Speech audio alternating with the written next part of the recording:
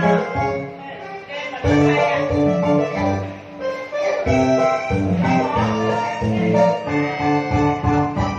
ยู่อินเดียเที่ยวไปเที่ยวเที่ยวหัวใจเมืองไหนไหนใครผู้บ้านฝันใจเสียนี่อาจจะหาใครไม่หาได้หาดีใครถึงใครไม่อยู่นั่นสิหาไม่มา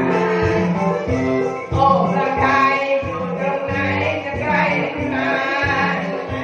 ตาหวานหวานตาหวานมันดาเอ๋ฮันเลลงทะเลลงเลมายาฉันฝันไปว่าน้ำตาจะมาพันใจโอ้แขกหนุ่ม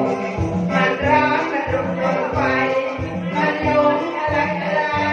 ให้หัวใจหัวใจคนรักฉันรักคนไทยต้องรักสาวไทยให้กัน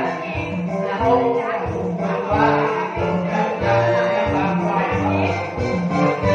โอ้แฟนไทยคนไหนจะใกล้รักเราอยากรักเขาแล้วเดี๋ยวจะมาแต่มานะเพราะผู้ชายมีปากภาษาสิ่งที่สงสารน่าจะอยู่สักทีนะ